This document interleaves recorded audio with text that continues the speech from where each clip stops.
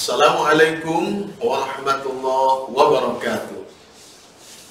Bagaimana kabar kalian hari ini? Alhamdulillah, insya Allah anak-anakku kalian sehat semua dan selalu dalam lindungan Allah Subhanahu wa Ta'ala. Anak-anakku yang dirahmati oleh Allah, bertemu lagi dengan Pak Ahmad.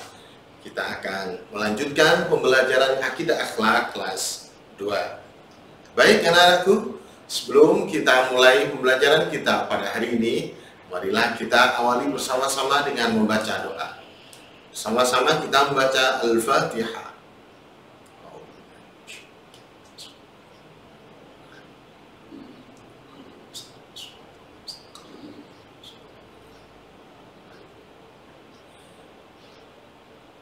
Amin.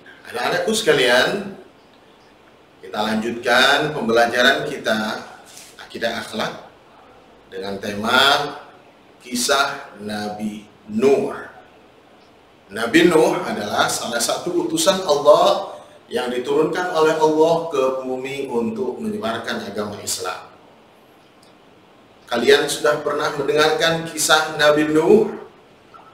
Siapakah Nabi Nuh? Sesaat lagi kita akan mendengarkan kisah tersebut. Anak-anakku sekalian, Nabi Nuh adalah salah satu nabi pilihan Allah yang diturunkan ke para kaumnya, yaitu kaum Bani Israel. Nabi Nuh mempunyai lisan yang sangat fasih. Beliau adalah sosok nabi yang sangat cerdas. Akan tetapi kaum beliau memiliki kebiasaan menyembah berhala. Berhala adalah kata lain dari patung. Menyembah artinya menuhankan. Tidak percaya adanya Tuhan, akan tetapi menganggap berhala-berhala tersebut atau patung-patung tersebut adalah sebagai Tuhan mereka. Salah satu kebiasaannya yang lain adalah mencela, kemudian membangkang. Apabila diingatkan akan kebaikan, kaum Nabi Nuh mencela, membangkang dan mengolok-olok Nabi Nuh.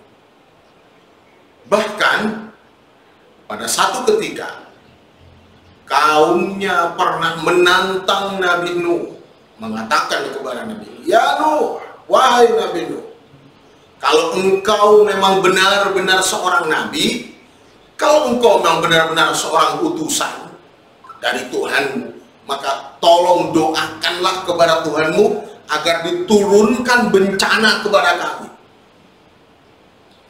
Bahkan umatnya sendiri menantang Nabi Nuh agar diturunkan balak atau bencana sebagai bukti bahwasannya beliau adalah seorang nabi. Maka benarlah, suatu ketika Nabi Nuh memohon kepada Allah agar diturunkan bencana kepada umatnya atau kepada kaumnya pada saat itu.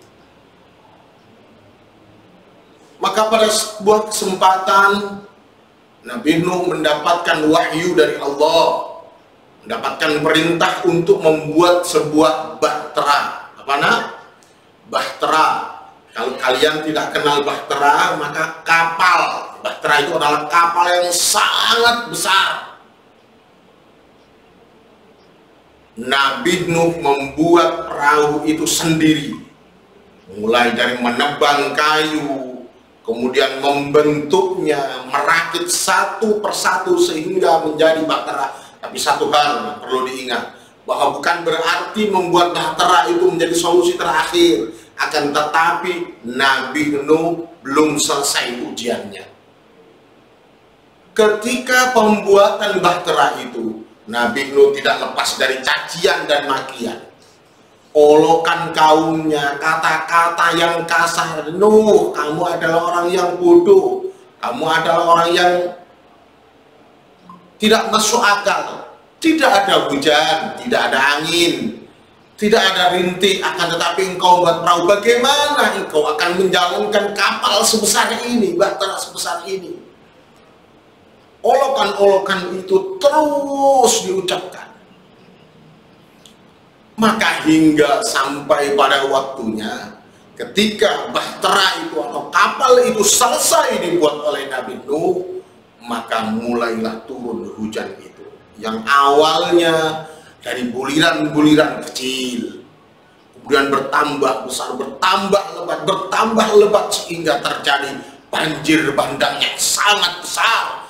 Dan banjir itu konon terdahsyat sepanjang masa, dan tidak pernah ada banjir sebesar banjir yang ada di zamannya Nabi Nuh.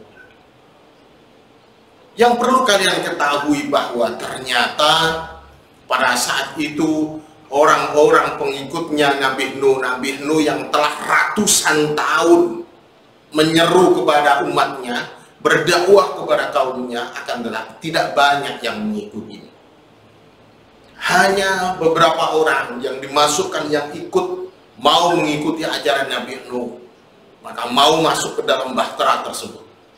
Beberapa pasang hewan, mulai hewan yang terkecil sampai yang terbesar, maka memang dibuat bahtera itu untuk menampung tidak hanya manusia akan tetapi hewan pada saat itu.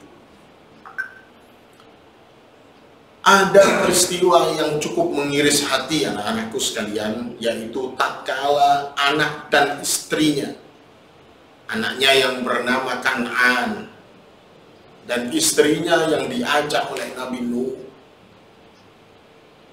untuk menaiki bahtera akan tetapi menolak. Bahkan anaknya mengatakan, "Wahai ayahku, untuk apa aku mengikuti bahteramu? Aku akan lari ke tempat yang paling tinggi, yaitu pegunungan, karena itu tidak mungkin terkena banjir." Akan tetapi bimaunatillah, biiznillah, dengan izin Allah, ternyata banjir itu tidak hanya menenggelamkan lautan dan daratan, akan tetapi pegunungan seluruhnya dipenuhi oleh air. Maka bisa dikatakan anak dan istrinya tidak dapat diselamatkan. Kesedihan yang amat mendalam dirasakan oleh Nabi Nuh karena anak dan istrinya tidak dapat dia selamatkan. Akan tetapi hiburan dari Allah dalam sebuah ayat, Allah berfirman, "Innahu laisa min ahlik, innahu amalun ghairu salih." Wahai Nuh, karena dia sudah engkau seru, engkau ajak menuju agamamu, akan tetapi dia tidak mau, maka sesungguhnya meskipun ia adalah anakmu, istrimu, akan tetapi sesungguhnya mereka bukanlah keluargamu, karena itu mereka tidak mau berbuat amal soleh. Anak-anakku sekalian, kisah ini dapat kita ambil hikmah atau pelajaran di dalamnya. Akan ada nanti lanjutan dari kisah ini, silahkan dinikmati kisahnya, diresapi, kemudian dapat diambil kesimpulan hal-hal yang baik yang bisa kalian contoh dalam kehidupan sehari-hari. Selamat mendengarkan kisahnya, dan semoga kalian tetap mendapat lindungan dari Allah, tetap sehat dan belajar. Assalamualaikum warahmatullahi wabarakatuh.